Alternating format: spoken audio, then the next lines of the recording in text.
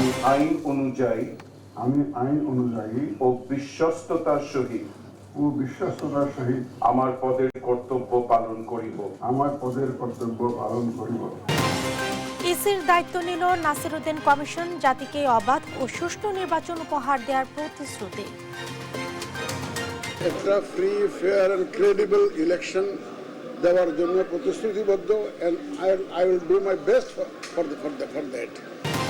5টি বিসিএস থেকে 18,000-এরও বেশি জনবল নিয়োগের সিদ্ধান্ত সরকারের। 2 বছরের মধ্যে সম্পন্ন হবে 47-এর নিয়োগ প্রক্রিয়া।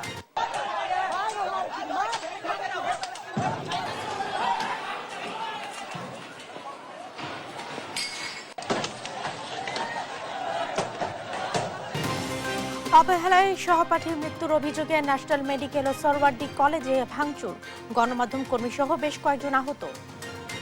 ডেঙ্গুতে একদিনের রেকর্ড 11 জনের মৃত্যু, 9 জনই ঢাকার বাসিন্দা। নতুন করে হাসপাতালে ভর্তি হাজার ছাড়ালো।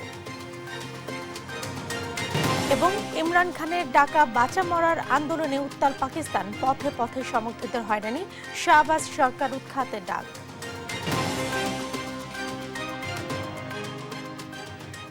সংবাদ রাতে দেখছিলেন একেএস টিএমটি বার সংবাদ শিরোনাম, সঙ্গে আছে আমি জেসিকা আবিদিন।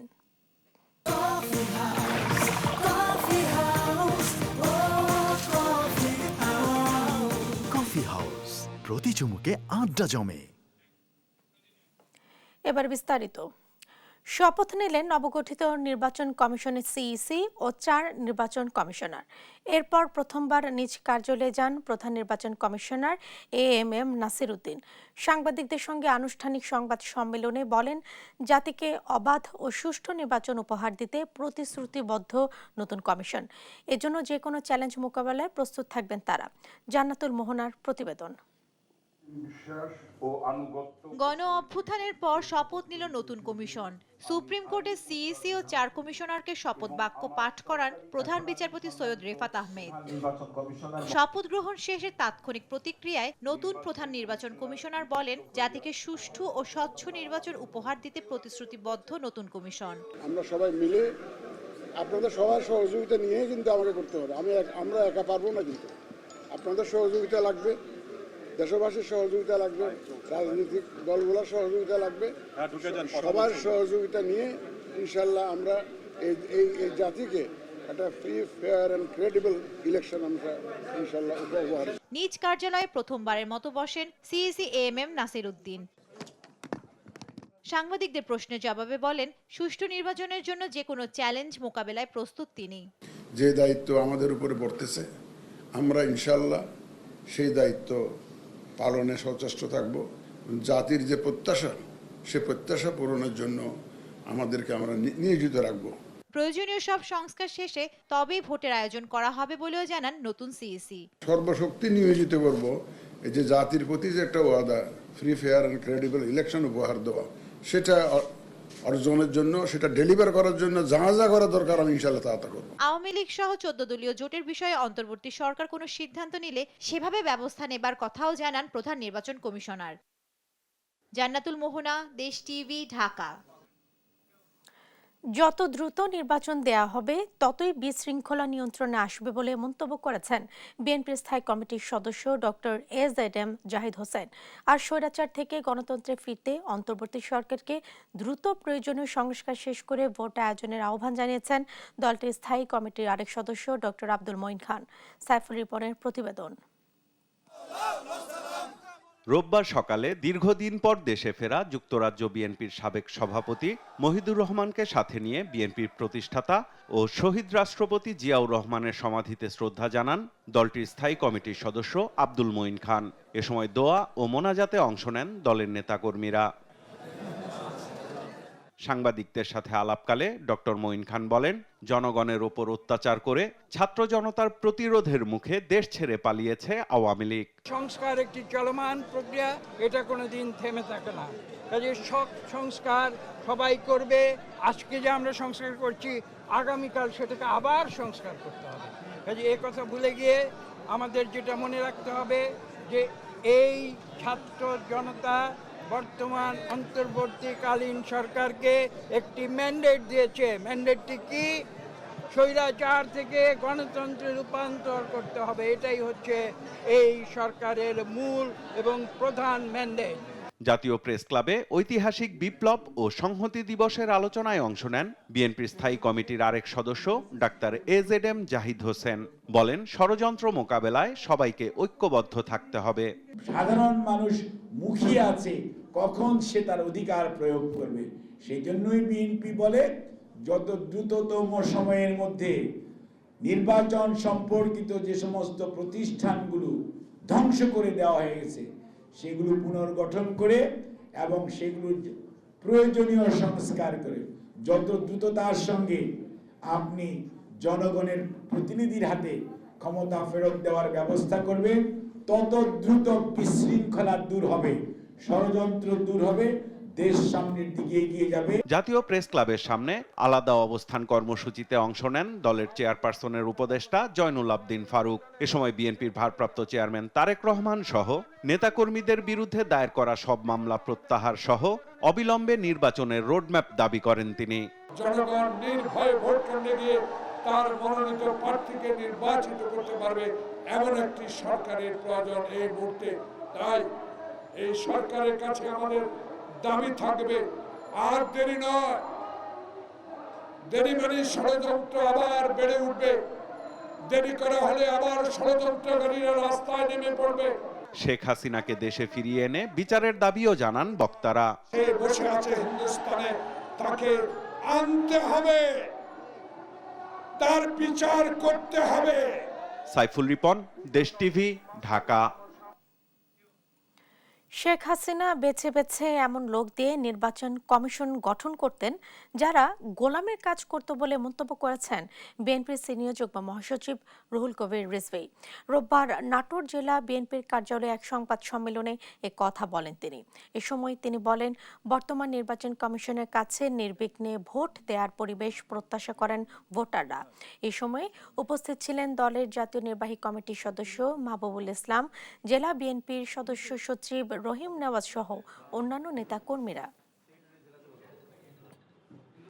শেখ হাসিনা বেছে বেছে এমন লোকদের দিয়ে নির্বাচন কমিশন করতেন যারা শেখ হাসিনার কৃতদাস হিসাবে কাজ করত। এদের কাছে অবাধ সুষ্ঠু নির্বাচন, এদের কাছে কি বলে যে ইনক্লুসিভ নির্বাচন, এটার কোনো মূল্যই ছিল না, ভোটারদের কোনো দামই ছিল না। বর্তমান নির্বাচন কমিশনের কাছে সেই ধরনেরই মানুষের প্রত্যাশা। ভোটাররা নির্বিঘ্নে ভোট দিতে যাবে এবং ভোটের পরিবেশ থাকবে অত্যন্ত শান্তিপূর্ণ। দেশের আইন শৃঙ্খলা পরিস্থিতি যথেষ্ট ভালো। মহান বিজয় দিবস ঘিরে পরিস্থিতি অবনতির কোনো শঙ্কা নেই বলে জানিয়েছেন স্বরাষ্ট্র উপদেষ্টা জাহাঙ্গীর আলম চৌধুরী। রোববার সকালে সচিবালয় আইন শৃঙ্খলা সংক্রান্ত উপদেষ্টা কমিটির বৈঠক শেষে এ কথা বলেন তিনি। জানান, ভুয়া ও মিথ্যা মামলাকারীদের বিরুদ্ধে কঠোর ব্যবস্থা নেওয়া হবে। এই সময় অবসরপ্রাপ্ত পুলিশ ও আনসারদের মধ্য থেকে ট্রাফিকিংয়ে অভিজ্ঞ ও দক্ষ লোকদের চুক্তিভিত্তিক নিয়োগ দেওয়া হবে বলে জানান উপদেষ্টা।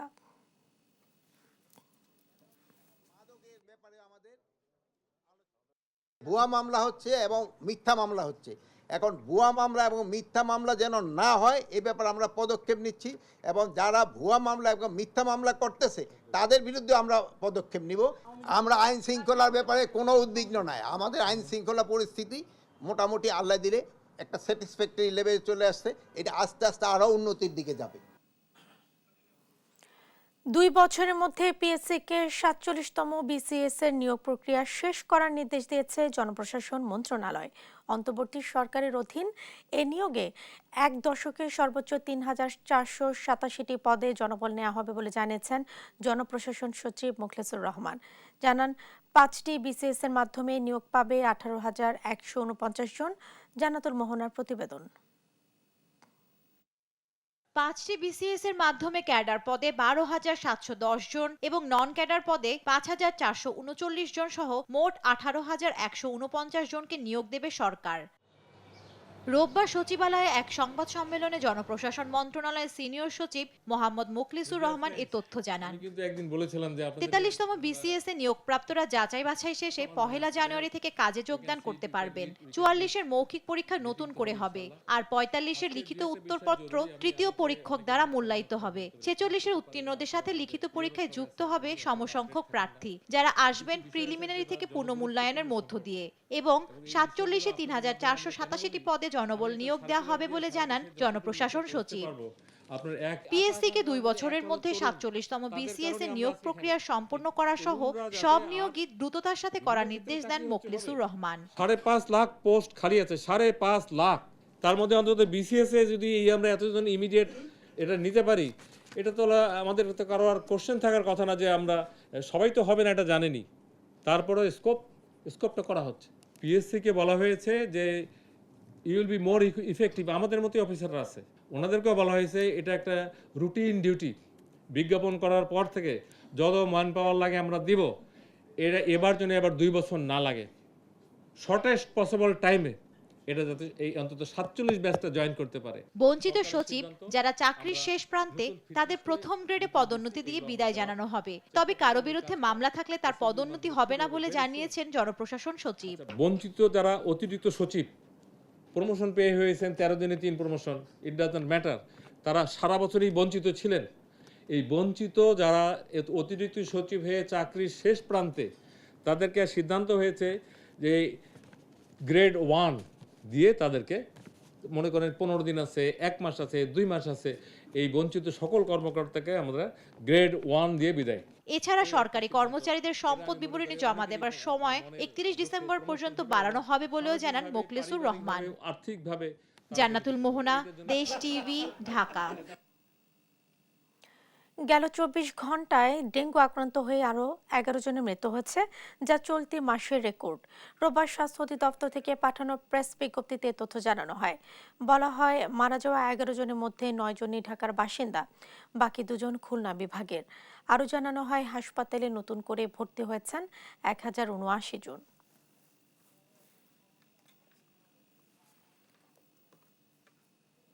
জুলাই গণ অভ্যুত্থানে আহত ও শহীদ পরিবারের পুনর্বাসনে সরকারকে আরও আন্তরিক হওয়ার আহ্বান জানিয়েছেন বিশিষ্টজনরা। এ সময় গণহত্যা কমিশন গঠনের ওপর তাগিদ দেয়া হয়। একই সঙ্গে আন্দোলনে আহতদের জন্য উন্নত চিকিৎসার দাবিও জানান পরিবারের সদস্যরা। আরও জানাচ্ছেন এনআই নাহিদ। ছোট ছোট 2টা মেয়ে, একজনের বয়স 4 বছর, আরেকজনের বয়স 11 মাস। ওরা সামনে কি করব না করব, কারণ আমার মাথার উপরে কি সাতটাই চলে গেছে। এভাবেই অসহায়ত্বের কথা জানাচ্ছিলেন গণ অভ্যুত্থানের শহীদ মেহেদী হাসানের স্ত্রী ফারহানা ইসলাম। এখন আমাদের সন্তানের ভবিষ্যৎটা কি? রোববার ঢাকা বিশ্ববিদ্যালয়ের টিএসসিতে আয়োজিত ছাত্র জনতার গণ আন্দোলন নিয়ে স্বল্পদৈর্ঘ্য তথ্যচিত্র জুলাই ফ্রন্টলাইনের প্রিমিয়ার প্রদর্শনী অনুষ্ঠানে আসেন শহীদ পরিবারের সদস্যরা। উন্নত চিকিৎসা সেবা ও পুনর্বাসনের দাবিতে এখনও সংগ্রাম চালিয়ে যাচ্ছেন আন্দোলনে আহতরা। সে গল্প তুলে ধরা হয় তথ্যচিত্রে। পরে নিজেদের সংগ্রামী গল্প তুলে ধরেন এ প্রজন্মের সাহসী সন্তানরা। আমাদের আহত ভাই বা শহীদ পরিবারের শহীদ ভাই যারা আছে, তাদেরকে ঠিক তেমনভাবে দেখা হচ্ছে না। আমরা শিখে গেছি কিভাবে জীবন দিতে হয়, কিভাবে বন্দুকের নলের সামনে দাঁড়াতে হয়, কিভাবে চোখে চোখ রেখে কথা বলতে হয়। গণমুক্তি মঞ্চ, সার্বভৌমত্ব আন্দোলন এবং রক্তিম জুলাই 24-এর যৌথ আয়োজনে এ প্রদর্শনী হয়। সাবেক কূটনীতিক সাকিব আলীর সভাপতিত্বে এতে অংশ নেন সাংবাদিক মাহমুদুর রহমান। এই মহান বিপ্লবে যারা আহত এবং যারা শহীদ হয়েছেন, তাদের জন্য সরকার আরও দ্রুততার সাথে অ্যাকশন নিতে পারেন নাই, এবং এখন অবাক লাগছে যে প্রায় 3.5 মাস হয়ে গেল, এখন পর্যন্ত শহীদদের তালিকা এবং আহতদের পূর্ণাঙ্গ তালিকা প্রণয়ন করা গেল না। এ সময় গণতদন্ত কমিশন গঠনের দাবি জানান ব্যারিস্টার আসাদুজ্জামান ফোয়াদ। নয়তো রাজপথে ফের আন্দোলনের হুঁশিয়ারি দেন তিনি। আগামী ক্যাবিনেট মিটিংয়ে যদি আপনারা এই গণতদন্ত কমিশন না করেন, আমার এই শত সহস্র শহীদের, লাখো আহত ব্যক্তি এবং লড়াইয়ের যোদ্ধাদের গল্প না শোনেন, আমরা লড়াই করতে রাস্তায় নেমে আসতে বাধ্য হব। আহতদের সুচিকিৎসা ও পুনর্বাসন করতে অন্তর্বর্তী সরকারকে আহ্বান জানান আলোচকরা। এই তথ্য জোগাড় করার কথা ইউএনও। এনআই নাহিদ, দেশ টিভি, ঢাকা।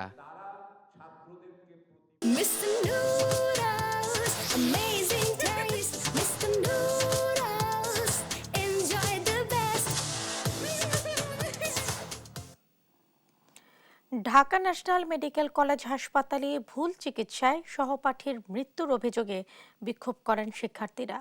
এ সময় তাদের উপর হামলার অভিযোগে ধাওয়া পাল্টা ধাওয়া হয় নজরুল কলেজের শিক্ষার্থীদের সঙ্গে, ভাঙচুর করা হয় হাসপাতালেও। এ সময় আহত হয় বেশ কিছু শিক্ষার্থী। হাসপাতালটি বন্ধের দাবিও তোলেন বিক্ষোভকারীরা। আরও জানাচ্ছেন শিউলি রায়। শিক্ষার্থীর মৃত্যুর ঘটনাকে কেন্দ্র করে আন্দোলনকারীদের সঙ্গে কবি নজরুল কলেজে শিক্ষার্থীদের সংঘর্ষ। দেখুন এখানে কি পরিমাণ ভুল চিকিৎসার প্রতিবাদে শনিবারে বিক্ষোভ কর্মসূচিতে অন্যান্য কলেজের শিক্ষার্থীদের উপর কবি নজরুল কলেজের কিছু শিক্ষার্থী হামলা করে বলে অভিযোগ উঠে। এসব ঘটনার প্রতিবাদে রোববার রাজধানীর বিভিন্ন কলেজের শিক্ষার্থীরা ন্যাশনাল মেডিকেল কলেজ হাসপাতাল ঘেরাও করে মেন গেট ভেঙে ভেতরে ঢুকে হামলা চালায়। এই সময় হাসপাতালটি বন্ধের দাবি তোলেন আন্দোলনকারী শিক্ষার্থীরা। আমাদের একটা ভাই মারা গেছে, হ্যাঁ, ওই হিসাবে ওরা কি ভুল চিকিৎসা দিছে, প্লাস ওরা ক্ষতিপূরণ হিসাবে 10,000 টাকা কিভাবে দিতে চাইলো? একজনের জীবনের মূল্য কি 10,000 টাকা? কবি নজরুল এবং সোহরাওয়ার্দীর মিলে কি করছে, দিয়ে মারছে, ভাইদের উপর অনেক বাজেভাবে মারছে, এক একজনের মাথা ফাটা দিচ্ছে, অনেক বাজেভাবে অবস্থা করছে। তো আমাদের এইটুকুই দাবি যে যারা এইগুলোর সাথে জড়িত তাদের বিচার করা হোক, এবং এই হাসপাতালের বিরুদ্ধে অনেক এলিগেশন আছে। পরিস্থিতি নিয়ন্ত্রণে আনতে হাসপাতাল এলাকায় যান লালবাগ জোনের ডিসি। তাদের দাবি ছিল এখানে হসপিটাল কর্তৃপক্ষের অবহেলাজনিত কারণে তার মৃত্যু হয়েছে। তো এই অবহেলাজনিত কারণের যে বিষয়টা, এইটা নিশ্চয়ই হসপিটাল কর্তৃপক্ষের একটা ব্যাখ্যা আছে, তারা একটা ব্যাখ্যা দিতে পারতো এই বিষয়ে। কিন্তু স্টুডেন্টদের দাবিটা এরকমই ছিল, আসলে কার কাছে দাবি দিবে, কার কাছে ব্যাখ্যা করবে বা কি ব্যাখ্যা করবে, কোনো কিছুই স্টুডেন্টরা মানতে ছিল না। এই অভিযোগটা স্টুডেন্টরা বারবারই করে আসছে, আজকেও আপনাদের কাছে হয়তো বা করেছে বা করে থাকতে পারে। কিন্তু পুলিশের যেই ভূমিকা ছিল, পুলিশের অবস্থান ছিল, পুলিশ বারবারই চেষ্টা করেছে শান্তিপূর্ণভাবে এটাকে সমাধান করার জন্য, আলোচনার মাধ্যমে সমাধান করার জন্য, কিন্তু এটা বারবারই তারা মারমুখী অবস্থানে যাওয়ার চেষ্টা করেছে এবং তারা সেটা করেছে কিছু কিছু জায়গায়। আপাতত এই মুহূর্তে আমাদের কাছে কোনো তথ্য নেই, আমরা এগুলো অ্যাসেসমেন্ট করব, ইন্টেলিজেন্স নিব, সম্ভাবনা থাকলে বা তথ্য পেলে আমরা ব্যবস্থা নিব। ন্যাশনাল মেডিকেল হাসপাতাল ছাড়াও সোহরাওয়ার্দী কলেজও ভাঙচুর চালায় বিক্ষুব্ধ শিক্ষার্থীরা। শিউলি রায়, দেশ টিভি, ঢাকা। ঢাকা মহানগরে ব্যাটারি চালিত রিকশা চলাচলের দাবিতে রোববারও সড়ক অবরোধ করে বিক্ষোভ করে শ্রমিকেরা। রোববার সকাল 11টার দিকে জাতীয় প্রেস ক্লাবের সামনে অবরোধ করে তারা। পরে অবশ্য কর্মসূচি স্থগিত করা হয়। এ নিয়ে ডিএমপির সঙ্গে সোমবার বৈঠক করবে রিকশা, ভ্যান, ইজি বাইক শ্রমিক ইউনিয়ন। এদিকে হাইকোর্টের দেয়া আদেশের বিরুদ্ধে আপিল করেছে রাষ্ট্রপক্ষ। হাসান মাহমুদের রিপোর্ট। ঢাকা মহানগর এলাকায় রিকশা চলাচল বন্ধের প্রতিবাদে রোববার জাতীয় প্রেস ক্লাবের সামনে সড়ক অবরোধ করে বিক্ষোভ করেন রিকশা শ্রমিকরা। বিকল্প কর্মসংস্থান না করে রিকশা বন্ধের প্রতিবাদ জানান শ্রমিকরা। তারা বলেন, এ পরিবহন বন্ধ হলে বেকার হয়ে পড়বে 15 লাখ মানুষ, হুমকির মুখে পড়বে লাখ লাখ মানুষের জীবন জীবিকা। এই লক্ষ লক্ষ শ্রমিক তাদের কোনো কর্মসংস্থান তৈরি না করে, বিকল্প কোনো ব্যবস্থা না করে, এ ধরনের রায় দিয়ে আমাদের সংসারগুলোর ভিতরে যে দুর্যোগ ঢেলে দিয়েছে। কিস্তি আছে, বউ বাচ্চা আছে, তাদেরকে আমরা কি খাবো? আগে আপনার কোদাল দিয়ে মাটি কাটতো, এখন কোদাল দিয়ে মাটি কাটে না, ডিজিটাল মেশিন দিয়ে মাটি কাটে। সকল কিছু ক্ষেত্রে ডিজিটাল। রিস্কলার বেলা কেন অজুহাত? আমাদেরকে একটা নির্দিষ্ট একটা সাইড দিয়ে দিবে, আমরা ওই সাইড পর্যন্ত চালাবো। আর যারা সাইডের বিপক্ষে যাবে, বাইরে যাবে, তাদেরকে উচিত 3 মাসের জেল অথবা তাদের অটো ভাঙ্গা একবার ঘুরা করে দেওয়া উচিত। অবিলম্বে কমিশন গঠন করে শ্রমিকদের প্রশিক্ষণ ও লাইসেন্স প্রদান, রিকশার নিবন্ধন সহ 11 দফা দাবি না মানলে কঠোর কর্মসূচির হুঁশিয়ারি দেন শ্রমিক নেতারা। আমরা রুট পারমিট অনুযায়ী গাড়ি চালাতে চাই। মেকানিক্যাল ইঞ্জিনিয়ার, যারা অটোমোবাইল ইঞ্জিনিয়ার, তাদের সমন্বয়ে একটা কমিটি গঠন করব, যারা আমাদের পক্ষ হয়ে এই রিক্সাকে নিরাপদ করার গবেষণা করবেন এবং একটা নিরাপদ রিক্সা চালু করবেন। এদিকে ব্যাটারি চালিত রিকশা বন্ধে হাইকোর্টের দেয়া আদেশের বিরুদ্ধে আপিলের সিদ্ধান্ত নিয়েছে রাষ্ট্রপক্ষ। আদেশের কপি পাওয়ার 3 দিনের মধ্যে ঢাকা মহানগরীতে ব্যাটারি চালিত রিক্সা বন্ধে মহামান্য সুপ্রিম কোর্টের হাইকোর্ট বিভাগ যে নির্দেশনা দিয়েছেন তার বিরুদ্ধে আপিল বিভাগে যাওয়ার সিদ্ধান্ত নিয়েছে রাষ্ট্রপক্ষ। তবে রিকশা বন্ধে আদালতের আদেশ বাস্তবায়ন করা হবে বলে জানিয়েছেন স্বরাষ্ট্র উপদেষ্টা। উচ্চ আদালতের আদেশটি আমরা বাস্তবায়ন করতে যাচ্ছি এবং উচ্চ আদালতের আদেশটার ব্যাপারে আমাদের যে আইন মন্ত্রণালয় তারা হয়তো একটা উচ্চ আদালত থেকে আজকে হয়তো একটা কোনো ডিসিশন আসবে, ওই ডিসিশনটা যেটা আসে ওই ডিসিশনের উপরে আমরা যা আসবে ওই ডিসিশনের ব্যাপারে আমরা করছি। এদিন রাজধানীর মোহাম্মদপুর, যাত্রাবাড়ি সহ বিভিন্ন জায়গায় রাস্তা অবরোধ করে বিক্ষোভ করেন রিকশা শ্রমিকরা। এতে তৈরি হয় লম্বা যানজট, ভোগান্তিতে পড়েন নগরবাসী। হাসান মাহমুদ, দেশ টিভি, ঢাকা। তাজরিন ফ্যাশন দুর্ঘটনায় 4 দফা দাবি আদায়ে আশুলিয়া নিশ্চিন্তপুরে কারখানায় জরাজীর্ণ ভবনের নিচতলায় অবস্থান কর্মসূচি পালন করেছে আহত শ্রমিক ও নিহতদের স্বজনেরা। তাদের দাবি এক জীবন সমপরিমাণ ক্ষতিপূরণ, আজীবন চিকিৎসা, পুনর্বাসন এবং কারখানা মালিকের দৃষ্টান্তমূলক শাস্তি। তাজরিন দুর্ঘটনায় 12 বছর পেরিয়ে গেলেও দাবি বাস্তবায়ন না হওয়ায় তারা অবস্থান কর্মসূচি চালিয়ে যাওয়ার ঘোষণা দিয়েছেন। এর আগে তাজরিন ট্র্যাজেডির 1 যুগ পেট পূর্তিতে নিহতদের স্মরণে ফুল দিয়ে শ্রদ্ধা জানায় বিভিন্ন সংগঠন। 2012 সালে ভয়াবহ অগ্নিকাণ্ডে 117 জন শ্রমিক নিহত এবং 2 শতাধিক আহত হন।